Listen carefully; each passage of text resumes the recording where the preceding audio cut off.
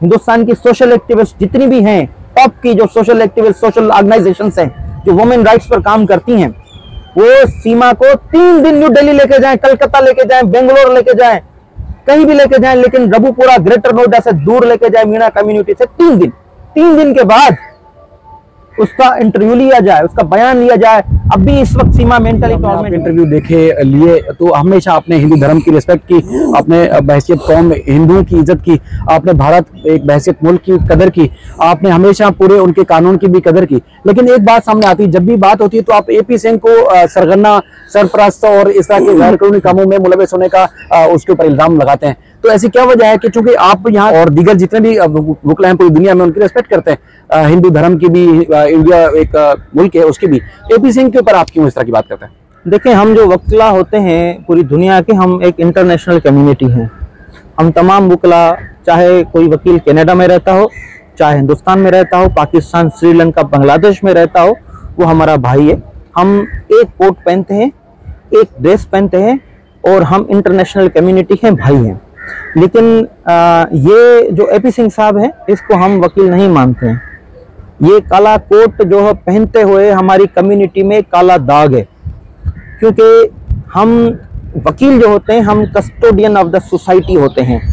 हमें इंसाफ की बालादस्ती के लिए काम करना होता है, हमें लोगों के हुकूक के लिए काम करना होता है, हमें मजलूम लोगों के हुकूक के लिए, इंसाफ दिलाने के लिए काम हम करते हैं।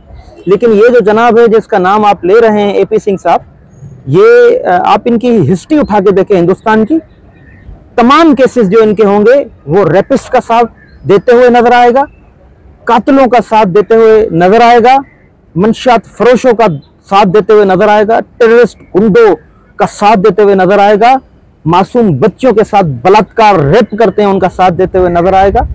तो ये हमारी इस कम्युनिटी में काले कोट पहनने वाली जो हमारी इंटरनेशनल कम्युनिटी है, इसमें ये काला दाग है और ये ऐसा बदनुमा एक निशान है हमारी इस कम्युनिटी पर, जिसको कानून का कुछ भी पता नहीं है।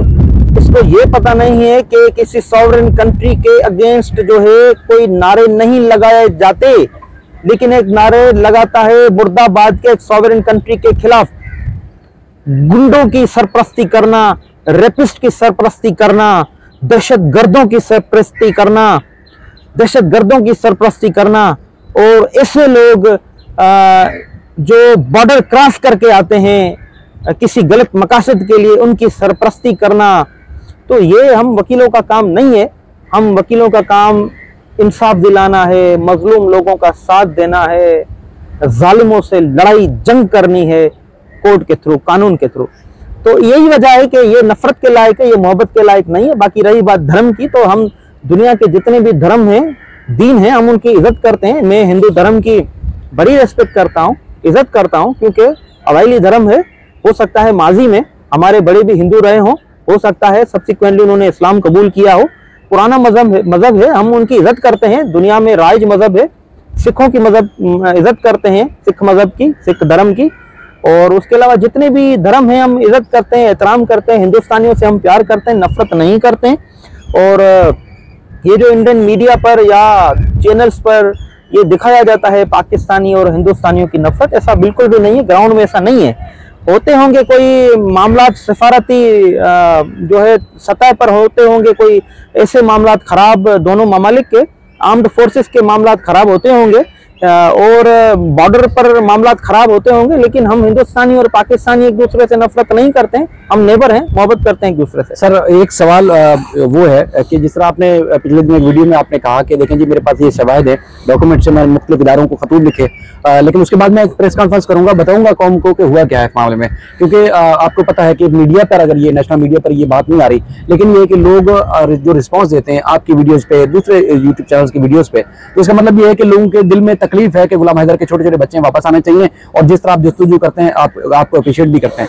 तो क्या ऐसी बात है, क्या आप किसी इदारे से मायूस हो चुके हैं, इदारे ने रिस्पांस नहीं दिया इस वजह से, या कोई ऐसी वजह है जो दिल में एक तकलीफ है और आप चाहते हैं कि दुनिया को बताएं कि देखिए मैं तो कोशिश कर रहा हूँ, मेरे साथ कोई खड़ा नहीं हो रहा? ये बात इस वक्त का ना कबल वक्त है, लेकिन ये मैं ज़रूर कहूँगा कि मुझे तकलीफ ज़रूर है।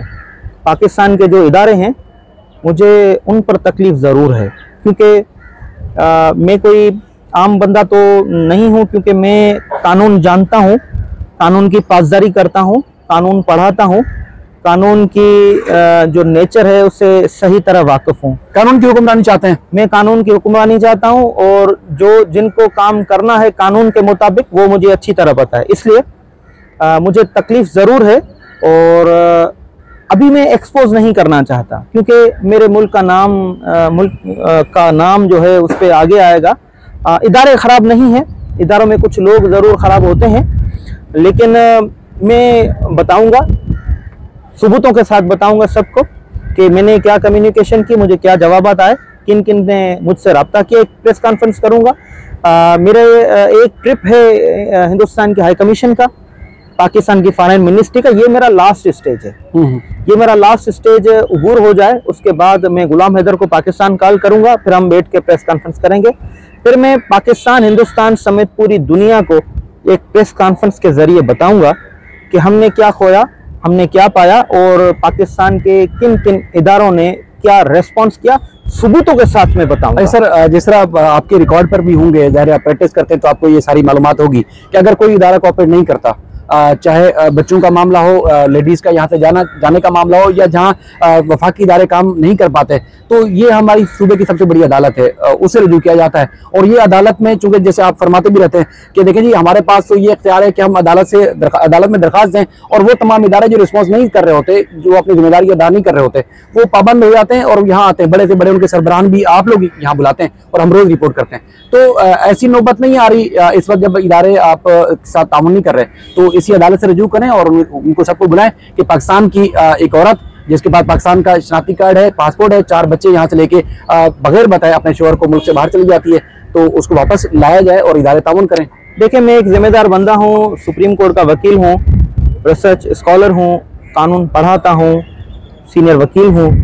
मैं सही तरह जानता हूँ अगर कोई केस हाई कोर्ट में या किसी और अदलिया में पेंडिंग हो, उससे दाखिल हो चुका हो, तो उस केस के मुतालिक पब्लिकली बात करना नहीं होता है, उसको सब जुडाइस कहा जाता है। तो जो मैटर सब जुडाइस हैं उसके बारे में मैं तस्करा भी नहीं करना चाहता। और आपकी बात बिल्कुल ठीक है, यहाँ अप्रोच करना चाहिए, हो सकता है हमने अप्रोच कर भी दिया हो। ये सारी डिटेल हम उस प्रेस कॉन्फ्रेंस में करेंगे। वो इंडियन हाई कमीशन है, पाकिस्तान की फॉरेन मिनिस्ट्री है, तो वहाँ जाएंगे। वहाँ से अगर कोई फ्रूटफुल रिजल्ट हमें मिलती है तो ठीक है, नहीं मिलती है तो सब्सिक्वेंटली हम वीज़ा के लिए अप्लाई करेंगे, फिर हिंदुस्तान के लिए हमारा प्लान होगा। और अगर वीज़ा नहीं हमें होता है ग्रांट, तो हमारी स्ट्रेटजी कुछ और होगी, वो अभी मैं डिस्क्लोज नहीं करना चाहता। तो डेफिनेटली हमारे पास ऑप्शन ज़रूर हैं, डिफरेंट काइंड ऑफ ऑप्शन हैं, वो हमने डिवाइड किए हुए हैं स्ट्रेटजी के हवाले से। तो हमारे पास ऑप्शन हैं, सुप्रीम कोर्ट के हैं, हाई कोर्ट के हैं, हिंदुस्तान की एम्बेसी के हैं, फॉरेन मिनिस्ट्री के हैं, हमारे पास जो है फिर हिंदुस्तान जाने के डिफरेंट हमारे पास ऑप्शन है। फिर हम वहाँ के जितने भी सर्कमस्टेंसेस होंगे, केस के हालात जितने भी होंगे, उसके हिसाब से हम फिर यूटिलाइज करेंगे वो हमारे ऑप्शन। रोशन साहब, डॉक्टर और वकील से कोई झूठ भी नहीं चुपता और बीमारी भी नहीं चुपती, तो आपको क्या लगता है कि सीमा इंटाइस हुई है, सीमा को बुलाया गया है, वहाँ खुश है, या वो वापस पाकिस्तान आना चाहती है? आपको जो उसका जो बॉडी लैंग्वेज है उससे क्या फील होता है, क्योंकि आप डॉक्टर भी हैं और आप वकील भी हैं? देखिए, मैं पहले भी ये कह चुका हूँ, ये इंटाइस हुई है, और ये इनकी गैंग है सचिन मीणा की और नेत्रपाल सिंह मीणा की, हनी ट्रैपिंग इन्होंने की है। और इनके सीमा का जो घर था वो गिरवी था, इन पर 30 लाख रुपए का कर्जा था। 30 लाख रुपए का कर्जा जो है उतारने के लिए ये सारी गेम की गई, सीमा को फंसाया गया। पहले से एक वकील साहब जो है AP सिंह साहब अरेंज किया गया, सीमा को 20 लाख रुपए का जो घर है वो उसने बेचा, 4 तोला जो है सोना जो है उसने बेचा, 2-3 लाख रुपए कैश लेके ये फिर कैश की सूरत में हिंदुस्तान लेके आई। और उन पैसों से फिर इन मीणा कम्युनिटी ने अपना जो है कर्जा उतारा, और अभी तो घर भी बना रहे हैं ना पैसों में से, कर्जा भी उतर गया, घर भी बन रहा है। तो ये सीमा को इन्होंने हनी ट्रैप किया है, सीमा वहां पर खुश नहीं है, और सीमा को ये मारते भी हैं, पीटते भी हैं। मोहल्ले के जो लोग, रघुपुरा के जितने भी लोग हैं वो देख रहे होंगे अगर, तो उनको पता होगा कि ये तशद्दुद करते हैं, सीमा पर मारते हैं, बच्चों को तशद्दुद करते हैं, बच्चों को मारते हैं। तो ये ऐसा यानी कि उन्होंने पैसे की खातिर उसको बुलाया है, बाकी कोई उसको कबूल नहीं किया दिल से चाहे ये जितने भी ड्रामे कर ले, लोगों को दिखा दे, लेकिन दिल से उसको कबूल नहीं किया। अब फंस चुकी है सीमा, फंस चुकी है, उनके चुंगल में फंस चुकी है, निकल भी नहीं सकती, फंस चुकी है। मारते हैं, पीटते हैं, ब्लैकमेल करते हैं बच्चों के हवाले से। तो अब सीमा की जिंदगी खतरे में है, बच्चों की जिंदगी खतरे में, क्योंकि बेसिकली रबूपुरा के ये बड़ा एक इंपॉर्टेंट बात की। सीमा कहती है पाकिस्तान में मेरी जिंदगी खतरे में, आपको सीमा की जिंदगी भारत में खतरे में नजर आ रही है? सीमा की जिंदगी पाकिस्तान में खतरे में नहीं है, हिंदुस्तान में खतरे में है। रबूपुरा के जो क्रिमिनल लोग हैं, मीणा कम्युनिटी के, उनके पास जिंदगी खतरे में है, बच्चों की जिंदगी खतरे में है। पाकिस्तान में औरतों की जिंदगी खतरे में नहीं है, क्योंकि पाकिस्तान में convention on the elimination all forms of discrimination against women वहां पर राइज है पाकिस्तान में। हमारे पास उस इंटरनेशनल कवानीन पर प्रो वुमेन लॉ बनाए गए, हमारे पास universal declaration of human rights के जो फंडामेंटल राइट्स हमारे पास, वो पाकिस्तान में राइज है। हमने फंडामेंटल राइट्स बनाए कॉन्स्टिट्यूशन में, प्रो वुमेन लॉज है हमारे पास। और हमारे पास हर जिले में, हर तहसील में एक वुमेन का शेल्टर होम है, शेल्टर होम हर तहसील लेवल पर है। तो हमारे पास जो है चाइल्ड प्रोटेक्शन के साथ जो वुमेन प्रोटेक्शन की तंजीमें काम करती है, इंटरनेशनल ऑर्गेनाइजेशंस काम करती हैं। हमारी जो सरकार की जो वुमेन प्रोटेक्शन की जो ऑर्गेनाइजेशन है वो काम करती हैं। भाई यहाँ पर सीमा की जिंदगी कैसे खतरे में? हम बैठे हुए ना, हम कस्टोडियन हैं लॉ के, हम सोसाइटी के कस्टोडियन हैं, हम फंडामेंटल राइट्स को प्रोटेक्ट करते हैं। सीमा वापस आती है तो आप उसको तहफ़्फ़ुज़ देंगे? यार हम तहफ़्फ़ुज़ देंगे, पाकिस्तान की सरकार तहफ़्फ़ुज़ देगी और गुलाम हैदर तहफ़्फ़ुज़ देगा, उसकी बीवी है। रिसेंटली आपने मेरा इंटरव्यू देखा होगा जिसमें मैंने हिंदुस्तान की मीडिया को बताया कि गुलाम हैदर अपनी बीवी को रखना चाहता है, अपने बच्चों के साथ रखना चाहता है, कबूल करना चाहता है। उसकी बीवी है, उसकी शादी ब्रेक नहीं हुई है, गलती होती है इंसानों से। गुलाम हैदर गलती माफ कर चुका अपनी बीवी की। तो आप का कहने का मकसद ये है कि सीमा की जिंदगी को वहां इसलिए खतरा है कि अगर वो सच बोलती है तो उसको मार दिया जाएगा? बिल्कुल, सीमा सच बोलेगी तो मारी जाएगी। सीमा के बच्चों की जिंदगी खतरे में है।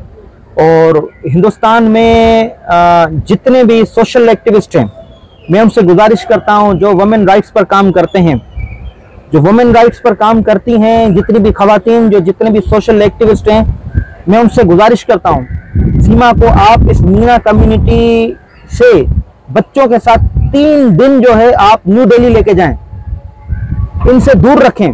फिर आप सीमा की स्टेटमेंट लें कि सीमा क्या चाहती है, सीमा को कैसे हनी ट्रैप किया गया, सीमा के बच्चों पर कैसे तशद्दुद करते हैं, सीमा पर कैसे तशद्दुद करते हैं, सीमा की जिंदगी खतरे में कैसे है, सीमा क्या चाहती है, पाकिस्तान आना चाहती है, डिपोर्ट होना चाहती है, या वापस रबूपुरा मीणा कम्युनिटी के पास जाती है। 3 दिन घर से दूर रखें, रबूपुरा के उस घर से 3 दिन आप दूर रखें। सोशल एक्टिविस्ट एक पैनल बनाया जाए, हिंदुस्तान की सोशल एक्टिविस्ट जितनी भी हैं, टॉप की जो सोशल एक्टिविस्ट, सोशल ऑर्गेनाइजेशंस हैं जो वुमेन राइट्स पर काम करती हैं, वो सीमा को 3 दिन न्यू दिल्ली लेके जाएं, कलकत्ता लेके जाएं, बेंगलोर लेके जाएं, कहीं भी लेके जाएं, लेकिन रबूपुरा ग्रेटर नोएडा से दूर लेके जाएं, मीणा कम्युनिटी से 3 दिन। 3 दिन के बाद उसका इंटरव्यू लिया जाए, उसका बयान लिया जाए। अभी इस वक्त सीमा मेंटली टॉर्मेंट में है, वो स्ट्रेस में है, मेंटली टॉर्मेंट में है। उसकी पसंद की मीडिया उसके सामने खड़ी कर देते हैं, फिर उससे एक्टिंग कराई जाती है।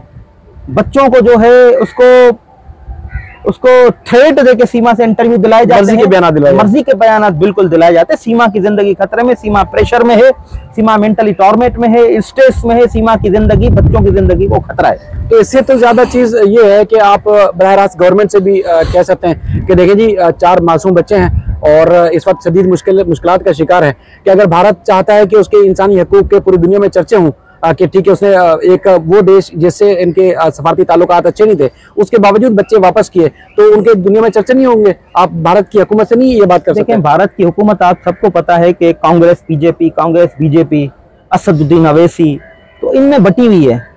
इनके मामलात, उनके इंटरनल मामलात जो हैं उनमें ही उलझे हुए हैं। तो मुझे नहीं लगता कि हिंदुस्तान की गवर्नमेंट इस मामले पे आगे चल के कोई एक्शन लेगी।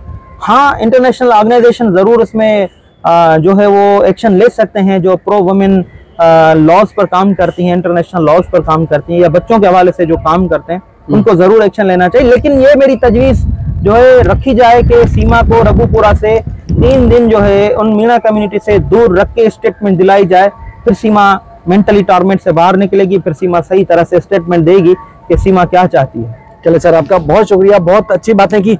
मजीद आप लोगों के कोई सवाल होंगे तो इंशाल्लाह कोशिश होगी फिर इनसे जवाब लें। और पेशअप जारी है, आज भी धूप भी है, गर्मी भी है और ये निकले हुए इसी काम के सिलसिले में। अपना ख्याल रखिएगा, अल्लाह हाफिज़।